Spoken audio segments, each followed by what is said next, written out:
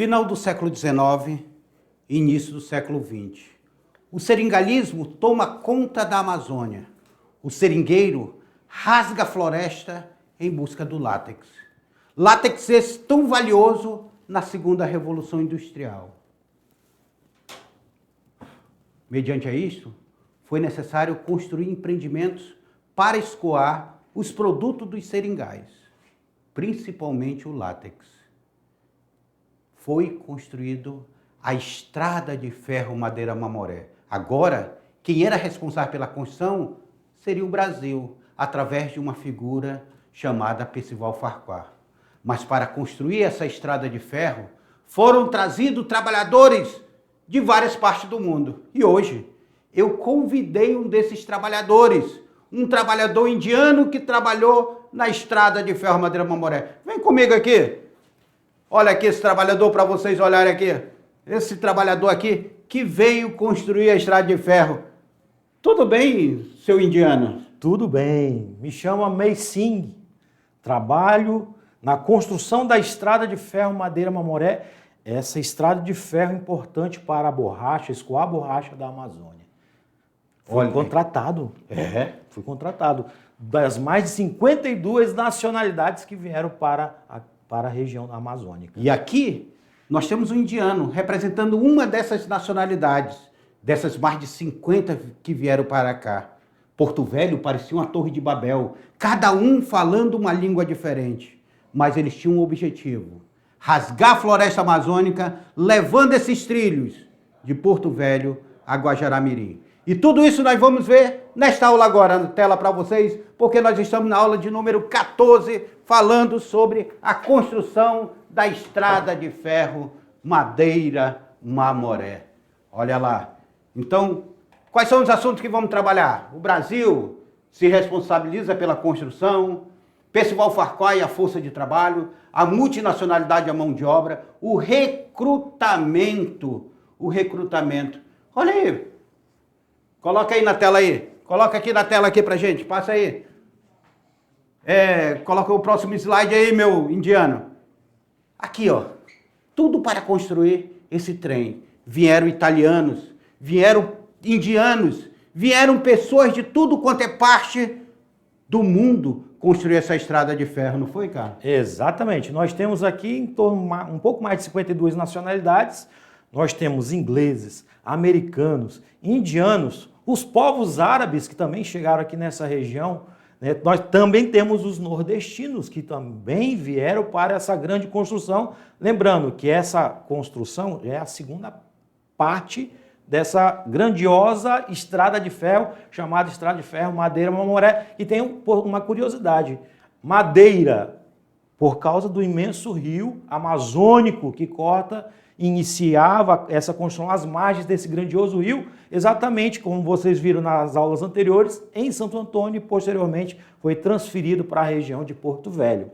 E o outro rio, Mamoré, que está lá na fronteira com a Bolívia, exatamente cortando ali o nosso território brasileiro com o boliviano. Então, por isso, esse nome desses dois grandiosos rios. E como vencer esse trecho cachoeirado? É isso que nós vamos ver na aula de hoje. Na tela para vocês, o próximo slide aí, ó, a questão do Acre. Primeiro nós vamos ver que o Tratado de Petrópolis aqui é o que definiu a construção. O Brasil passa a ser responsável pela construção, porque ele assina um tratado com a Bolívia, um tratado de 1903 chamado Tratado de Petrópolis. E isso vai viabilizar a construção da ferrovia Madeira Mamoré. A Bolívia volta seu interesse, então, para essa saída para o Atlântico via Rio Madeira. O Carlos acabava de falar do Rio Madeira, não foi, Carlos? Exatamente. Nós temos essa questão aí, um conflito que iniciou lá no Acre, né, entre nordestinos e bolivianos, por causa dos seringais que estavam em todo o contexto amazônico. E aqui, que nós não chamamos isso ainda de Rondônia, nós éramos capitania do Mato Grosso ainda, né? Então, o que acontece? Essa região então vai ter esse conflito e vai atrair muitas pessoas para o trabalho. E os bolivianos, com interesse de escoar essa produção, escolhem a via fluvial, o Rio Madeira, inicialmente, que posteriormente, com os estudos e os avanços dos estudos, vai ser então a ideia de construir essa ferrovia. Então ela começa em 1907, ele tem uma figura principal aqui, apesar que foi Joaquim Catramby que ganha a licitação, mas ele vai ser apenas o testa de ferro do Percival Farquhar. Um testa de ferro. O Percival Farquhar ele vai montar uma empresa específica para essa região, que é a Madeira Mamoré Railway Company, que vai ser subsidiária à empresa nacional que ele tem, que é a Brasil Railway Company.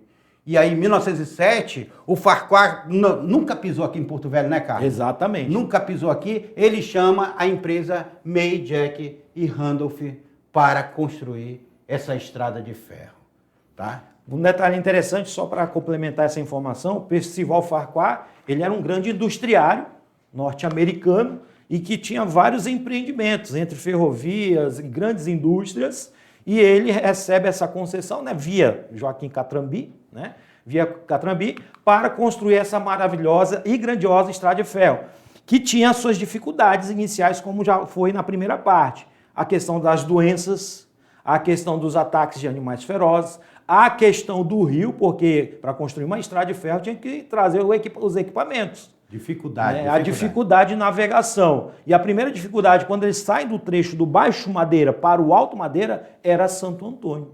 Que era a primeira cachoeira. Primeira cachoeira. Para o Alto Madeira. De mais de 15 corredeiras e cachoeiras que o Rio Madeira ainda possui. Então vocês notem que a dificuldade era enorme. Desde questão de logística até mesmo, porque boa parte desse material, né, professor Beto, vinha da onde? Da Europa, dos Estados Unidos, e via navio, né, até atracar no porto, na região de Porto Velho. Aí, ó, na tela para vocês que a gente vai ver aí como é que se dá essa saga. A estrada de ferro, ela vai ser concluída em 30 de abril de 1912. Ela possui 366 quilômetros de Porto Velho até Guajará-Mirim. Até Guajará-Mirim. Uma extensão inaugurada em 1º de agosto daquele mesmo ano. Lembrando, tem alguns historiadores que eles trazem outras datas dessa inauguração. Mas o que é mais usado é essa daqui, de 1º de agosto. Apesar da construção do Hospital da Candelária, olha aqui o Hospital da Candelária. Olha aqui o Joey Caripuna, que é o indígena que foi tratado aqui no Hospital da Candelária. Apesar da construção do Hospital da Candelária, que era o maior hospital de doenças endêmicas do mundo, Porto Velho, com vários médicos, foram registrados 1.552 mortos que estão enterrados lá no cemitério da Candelária, esses estrangeiros. Foram enterrados no cemitério da Candelária durante a construção da ferrovia. A maioria morreu por causa de malária. Lembrando que esse hospital, né, foi o mais moderno que se instalou aqui na região amazônica para tratar das doenças que assolavam os trabalhadores. E eram doenças que causavam muitas mortes. Como nós temos aí a malária, o beriberi, né? Também tínhamos os ataques de animais ferozes, de alguns povos indígenas, povos originários também, que estavam próximos a essa construção dessa estrada de ferro. E aqui atrás de nós, Carlinhos, nós temos aqui uma figura chamada, esse daqui que está aqui no meio, aqui, ó, esse daqui, ó, é o Percival Farquhar. O que ele era? Como era esse empresário, a relação dele com o Brasil? É interessante, né, Carlos, a gente olhar. O Farquhar estava construindo estrada de ferro em tudo quanto é canto. Os empreendimentos deles ligados à indústria, né, da indústria naval, indústria de bem de base e também ferrovias, porque ele era um grande investidor norte-americano. Só que um detalhe interessante, ele nunca veio aqui na região, como você falou, ele nunca veio aqui na região de Porto Velho. Na realidade, ele tinha seus comandados, né, que vinham para a região estudar e construir essa estrada de ferro. E nós vamos ver agora que ele trouxe várias forças de trabalho. Agora eu estou com uma boina dos italianos, que foi um desses grupos. Então, para fazer companhia para o meu amigo indiano, eu estou aqui com o italiano. E aí, o Percival Farquhar aqui faz todo um processo de construção dessa estrada de ferro. Porque nós vamos ver agora na tela para vocês aí. Olha aí como é que se dá. Percival Farquhar, ele iniciou as atividades empresariais, olha só, no ano de 1904, né, com o engenheiro norte-americano F. Pearson, olha só, e o advogado canadense Alexander Mackenzie, que fundou o Rio de Janeiro a Light e Power. Já era a primeira Energisa, era a Energisa era da a época. Energisa da época. Então, olha só os empreendimentos que ele então ganhava muito dinheiro, porque tinham vários empreendimentos. Agora, interessante notar que quando ele começa a investir no Brasil, investir em termos, né, porque ele ganhou uma concessão desses empreendimentos, né, ele investia, mas obviamente beneficiava, tinha o olhar para o lucro, né? E quando ele iniciou essa construção, começou seus empreendimentos no Brasil, a construção da estrada de ferro era o auge da indústria da borracha. A borracha era, vamos dizer assim, o petróleo, o ouro da época, né, para esses grandes industriários. Tá. Não esquecendo que a borracha do final do século XIX para o início do século XX, ela vai ocupar o segundo lugar de exportação, de produtos de exportação do Brasil. Só perdia para aquele que a gente gosta de tomar ali de manhã cedo, é o café. O café que vai dominar ali em São Paulo, vai ser o grande exportador de café, mas a borracha se torna o segundo produto. É por isso que existiam os barões do café lá em São Paulo, no Rio de Janeiro, existiam os barões da borracha aqui na Amazônia. Na tela para vocês, para a gente ver o próximo slide aí. Olha, essa companhia unificou várias concessões de serviços públicos no Rio de Janeiro. Não vai ter só ferrovia e borracha. Né? Então, nós vamos ter relativo ao transporte de bondes, a iluminação de gás, a energia elétrica. E aí, em 1905, o Farquhar ele vai obter essa concessão para explorar o Porto de Belém. Olha, é por isso que a gente chega lá em Belém, nas docas, e nós vamos ver que os galpões são muito parecidos com os galpões de Porto Velho, porque também foi o Percival Farquhar que inicia as atividades na Amazônia pelo Porto de Belém. É ele que constrói o Porto de Belém. Vale ressaltar que tudo isso é interligado via rio. Você, por exemplo, tem os seringais na Amazônia, aqui Rio Madeira, Rio Guaporé, Rio Mamoré, interligados, vai pela hidrovia, hoje chamada Hidrovia do Madeira, chega no Amazonas, desce o rio Amazonas até a Foz, lá no Pará, e de lá ia para a Europa abastecer a indústria automobilística e outras indústrias que necessitavam dessa borracha. Tá? E aqui atrás aqui nós estamos vendo um pouco assim sobre o Porto de Belém, momentos do Porto de Belém construído por Farquhar. A questão do portuário, ela era muito importante. Eu costumo dizer que se não fosse essa crise da borracha, o Farquhar poderia ser hoje o homem mais rico do mundo, porque ele tinha o Porto de Belém, ele tinha a concessão da navegação pelos rios amazônicos e ele tinha a concessão da estrada de ferro Madeira-Mamoré. Mas ele não contava que os ingleses iam roubar. Através da biopirataria.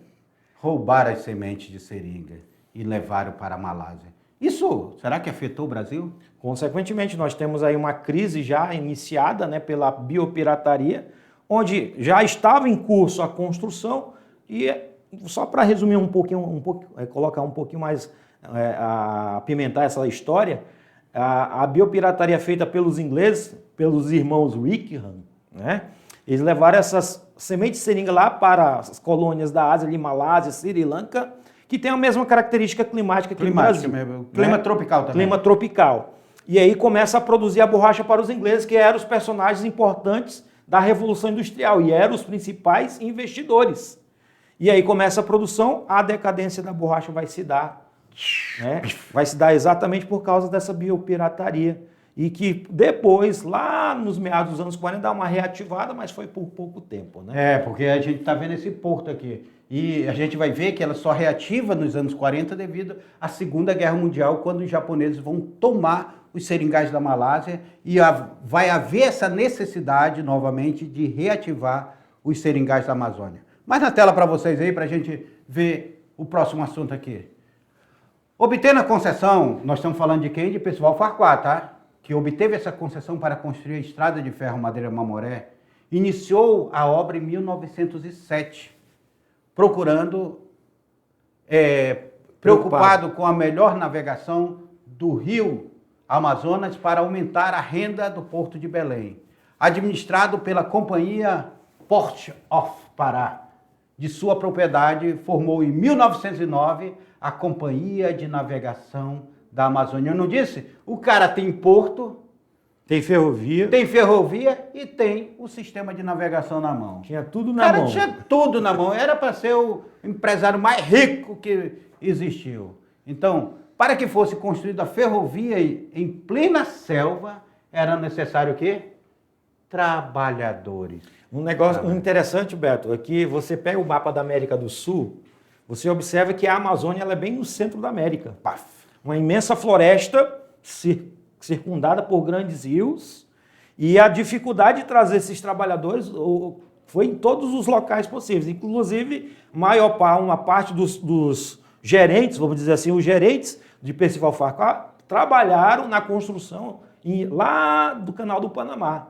Então, contrata pessoas de várias nacionalidades para trazer. E vinha como? De avião? Não, vinha rio. Chegava aqui, colocava nas margens do Rio Madeira e para começar os trabalhos de assentar trilho, montar locomotivas, porque as locomotivas não chegaram inteiras, elas chegavam por partes, e aí subia os barrancos, Beto, subir um barranco do rio, a gente já viveu isso. É difícil. É difícil. Num período, às vezes, de muita chuva, alta pluviosidade, né? Às vezes com um calor extremo, porque aqui nós temos, quando é 8 é 80, muita chuva e muito calor. Muito calor. Para o europeu é terrível isso. Imagina o italiano chegando, vindo de 0 graus lá, chegando aqui para trabalhar nessa... Vou construir a estrada de ferro, sou um trabalhador. O calor que esse europeu, que era acostumado com frio, passou. E fora as doenças tropicais, que ninguém era imune às doenças tropicais.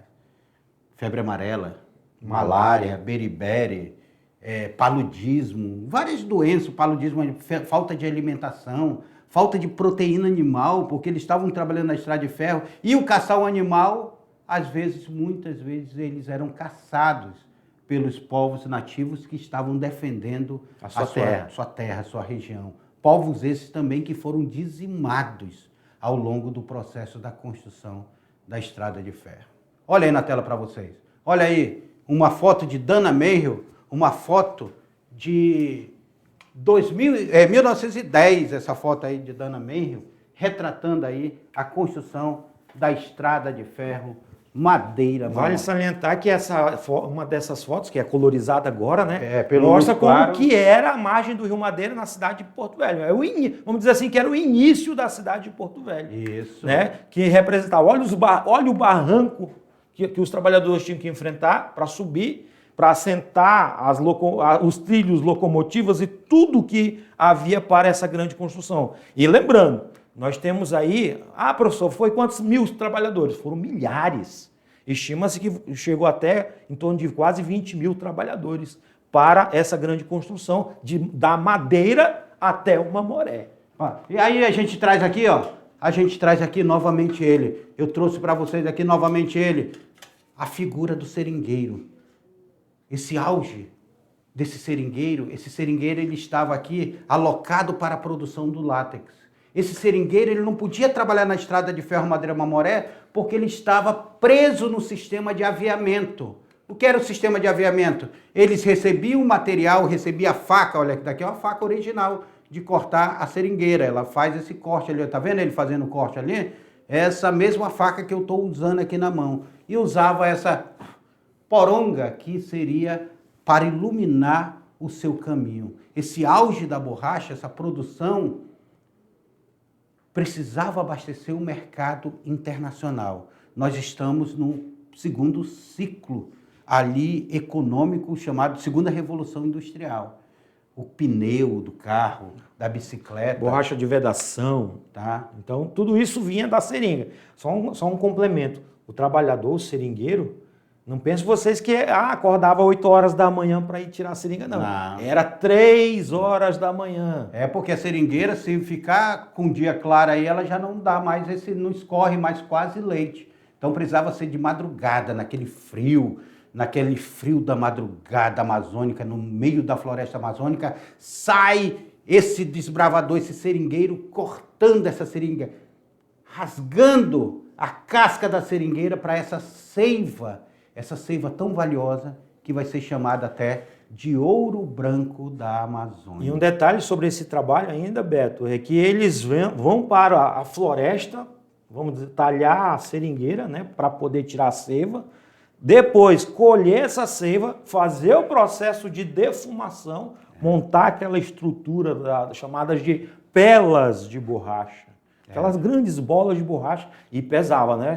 Seringueiro. Pesava quantos quilos? Tá. Pesava em torno de 4 a 5 arrobas, tá? Lembrando, vocês sabem o que são arroba, né? Vocês pesam um gado aí, 15 quilos dá 60, 50, 40, dependendo do tamanho da pela, mas geralmente era de 5 arrobas ali, 5 a 6 arrobas, que pesava uma pela dessa. Olha na tela para vocês aí. Olha aí o seringueiro fazendo o corte da seringueira aí, fazendo sangramento, aonde ele vai pegar essa seiva, colher essa seiva aqui nesse balde e depois fazer todo o processo que o Carlos falava ainda agora. Então, essa expansão dessa zona de produção era abastecida pela exploração do silvícola.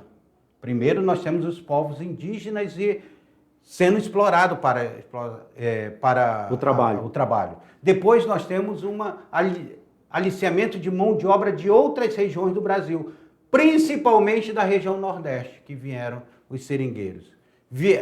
Se via presa ao endividamento, que é aquele sistema de aviamento, impossibilitado de escolher outra ocupação. Eu gostaria de lembrar vocês que revejam a aula 7 e 8 que nós trabalhamos, para vocês entenderem mais sobre esse período. E aí, o recrutamento. Nordestinos, árabes, africanos, americanos, ingleses, uma variedade de nações vindo para a região amazônica, uma região inóspita, onde esse empreendimento chamado Estrada de Ferro Madeira Mamoré já tinha iniciado, e agora, para essa grande construção, precisava de um grande contingente de pessoas. Porque assentar, cortar madeira, assentar trilho, né, colocar as locomotivas, colocar toda a estrutura de galpões, os dormentes, precisava de muita mão de obra e que essa mão de obra não se encontrava toda no Brasil. Claro que nós temos aí brasileiros trabalhando, nordestinos trabalhando, mas boa parte foi de outras nacionalidades. Por isso que aqui o tema aqui é a multinacionalidade dessa mão de obra, que nós vamos observar. A gente olha essa foto. Essa foto aqui é de uma série chamada Med Maria. E ela traz aqui como seriam esses trabalhadores. Nós tínhamos norte-americanos que vinham com seu chapéu de norte-americano, nós tínhamos os italianos que vieram para cá, nós tínhamos os indianos. Então, pessoas de várias nacionalidades, eram uma grande Babel aqui em Porto Velho. Tanto que é que houve muitos conflitos por causa de não entender a língua um do outro, né? E havia essa multinacionalidade que tinha nessa região, havia muitos conflitos relacionados a entender. Olha aqui o Carlos aqui, ó. Deixa eu passar para cá. Olha aqui, ó, vai lá, fique lá, aqui, ó. Aí, ó. Olha o Carlos aí, ó. Representando esse indiano aí, ó. Representando aí, ó.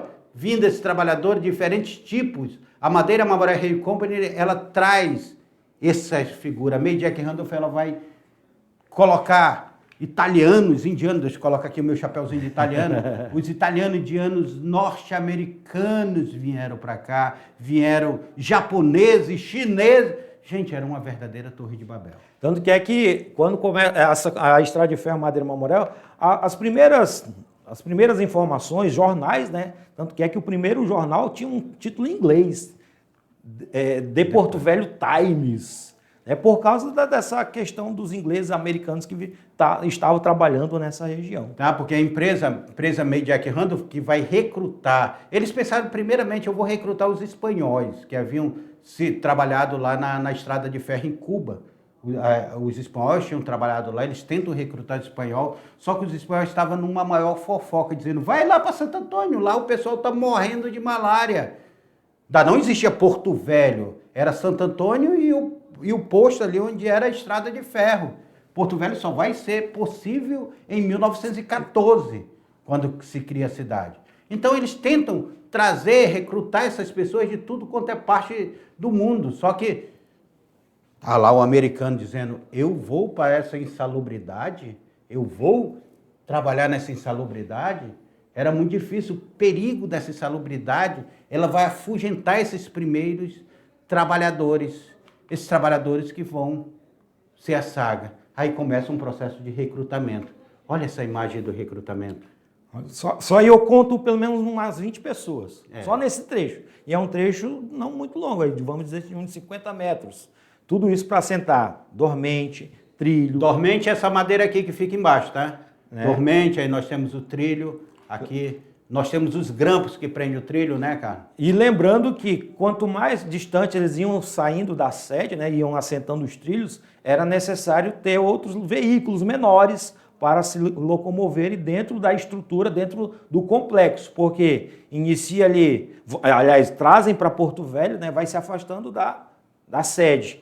Até chegar em Mamoré é do 366 quilômetros. E muitas vezes eles faziam com aquela cegonha. A cegonha. Meu Deus do céu, era uma dificuldade muito grande. Para quem já visitou o Museu da Estrada de Ferro, só para você, da Estrada de Ferro Madeira Mamoré, os equipamentos eram muito pesados, então era necessário de muitos trabalhadores e trabalhadores fortes. Só que muitas das vezes a força deles era, infelizmente, acabava por causa das doenças. Tá. Aí nós estamos vendo aí que esse Walter Dudley, que era Walter Dudley, ele propôs que ele estava sendo contratado, olha, você vai aliciar os trabalhadores.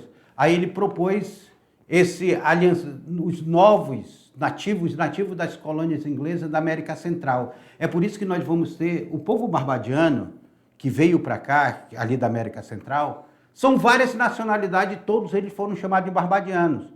Mas eles vieram de vários cantos ali daquelas ilhas caribenhas. Eles vão ver. A vantagem dessa atração era que muitos já haviam adquirido experiência.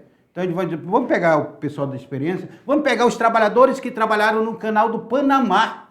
Aquele canal tão difícil que foi cortar o Panamá. Milhares de pessoas também morreram lá no canal do Panamá. Mas eles vão ver que os barbadianos... Olha aí na tela para vocês. Olha na tela para vocês. Vão ver que os barbadianos, eles têm prioridade. Agora eu chamo a atenção para vocês. Lembra que eu falei que o Rondon colocou as linhas telegráficas? E aqui essa foto de 1910 já mostra um norte-americano falando ao telefone. Eles trouxeram o que era de mais moderno lá, bem característico norte-americano. Você olha, bem característico. E num calor extremo. Muito calor extremo aqui. E aqui, para parar os mosquitos, para não cair em cima deles.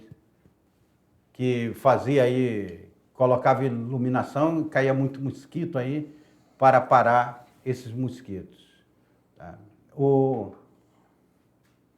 Durante essa primeira fase, ou durante a primeira fase da construção da ferrovia, isso do século XIX, olha só, interessante, já se registravam a presença dos barbadianos, entre quase 1.000 trabalhadores. Barbadianos, como foi falado agora há pouco, aqueles povos que moram na América Central, de pequenas ilhas, São Tomé e Príncipe, Trinidad e Tobago, são considerados barbadianos para esse período. Então, os ingleses, americanos, chamavam esses trabalhadores de barbadianos, mas eles eram de várias nacionalidades, de pequenas ilhas ali da região da América Central, e que embarcaram, né, para a região daqui de Santo Antônio, do Rio Madeira, para trabalhar na construção da ferrovia. Tá? E aqui, traz aqui essa imagem aqui com a gente.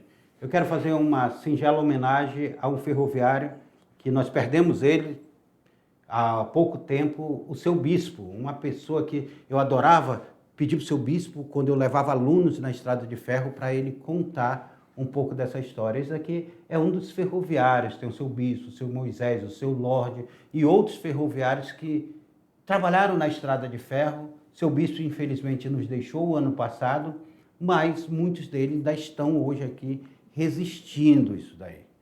Tá? E olha aí, ó. A presença maciça desses grupos de negros caribenhos, olha só, se tornou uma força expressiva nos trabalhos da ferrovia a partir do século XX. Então, trouxe essa mão de obra, força bruta. Porque o século XIX, nós vimos na aula passada, o século XIX, era a Bolívia que tentou construir a estrada de ferro. Não conseguiu. É assinado o Tratado de Petrópolis. Então, agora é o Brasil responsável por construir. Lembrando que dentro dessa parte da história, Nós temos aí a compra do Acre, né? Por 2 milhões de libras esterlinas pelo Tratado de Petrópolis, que anexou o Acre ao Brasil, que até então não pertencia ao Brasil, pertencia ao território boliviano. E o Brasil se compromete a construir a estrada de ferro, né? Pegando, né, colocando Percival Farquhar, pegando muito dinheiro também emprestado para poder iniciar essas obras, que iria favorecer principalmente todos os seringais amazônicos, seja da parte boliviana, seja da parte brasileira. Mas quem mais se interessava por isso daí eram os bolivianos, que queriam fazer a sua saída para o Oceano Atlântico, sendo que eles já tinham perdido a saída dele para o Pacífico. Aí nós temos esse processo de construção. O século XIX é a tentativa da Bolívia. O século XX agora é o Brasil construindo a estrada de ferro. Olha aí na tela de vocês aí. Tá? Várias outras nacionalidades se fizeram presentes no continente. Como os italianos, lembra que eu estava com a boina do italiano? Os norte-americanos, agora eu estou com o chapéu norte-americano. Os ingleses, gregos, hindus, olha aí, ó, o Carlos de hindu. Os espanhóis e os portugueses. E tem os árabes, que tem uma influência muito grande, inclusive na culinária nossa aqui de Porto Velho, né? Então, virou essa Babel do imperialismo, E aqui, Carlos, olha aqui nós uma noite no museu aqui, ó. Deixa eu sair daqui, ó. Olha aqui, ó. Vocês estão vendo aqui, ó? Olha aqui esse indiano aqui, ó. Estão conhecendo alguns personagens dessa maravilhosa história, né? Nós fizemos uma noite no museu onde a gente representava esses personagens históricos. A enfermeira Dorothy, o Joey Caripuna aqui. Nós temos Percival Farquhar. O Percival Farquhar. Nós temos aqui o Marechal Rondon. Nós temos aqui o Seringueiro. Nós temos o Coronel Church aqui, ó, o professor Alex de Coronel Church. Tudo isso a gente na locomotiva 18. E aqui eu e o seu Moisés, que é um dos ferroviários, homenagem aqui ao seu Moisés aqui. Lembrando, né, Beto, que essas locomotivas, ao todo, quando nós temos aí a finalização da construção, chegou aqui uma dezena de locomotivas, seja elas movidas a vapor, né, que temos aquela transição da Revolução Industrial, da vapor para a queima de combustível. Aí vem a liturina, que era a combustão, a liturina. Exatamente. Então, aqui, Carlinhos, aqui atrás do Carlinhos, aqui nós temos a primeira locomotiva a chegar na Amazônia, a locomotiva número 12, fica lá dentro do museu essa locomotiva. E aqui a 18, que agora voltou a funcionar. Aqui nós estamos na inauguração dela, eu estava até dando uma entrevista aqui, falando sobre a locomotiva 18, como ela voltou a funcionar e o que ela significa para Porto Velho. Muito emocionante, muito emocionante. Lembrando que essa construção, nós temos aí a chamada Grande Reta do Abunã, que é uma das maiores retas de ferrovia do mundo. Está aqui no nosso... Está porque eu digo que foi construído em cima dela, nessa ferrovia, e ainda temos esse trecho, a chamada Reta do Abunã, que é um trecho longo em que os trens ali iam e vinham de Guajará-Mirim, Porto Velho, Guajará-Mirim, trazendo pessoas, trazendo as pelas de borracha, né, porque era o produto da época que estava no auge. Olha aí, na tela para vocês aí, na tela aí para vocês aí. Então nós estamos vendo que a Amazônia parece ter predominado um conjunto de operários caribenhos aqui, ó. Quem vai predominar são os caribenhos, são chamados de barbadianos, procedentes de diversas nacionalidades, como ainda agora o Carlos falava para vocês, como Barbados, vinha de Trindade, Tobago, Jamaica, Santa Lúcia, Martinica, São Vicente, Guianas, Granada, entre outras ilhas das Antilhas. Mas todos eles eram chamados de barbadianos.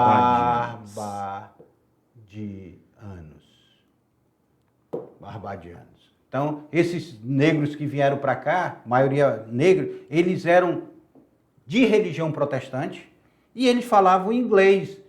Por ele falar inglês, o pessoal dizia que eles não falavam, eles bodejavam. Aí, por isso que apelidaram onde eles moravam, no morro que eles moraram, apelidaram de Alto do Bode.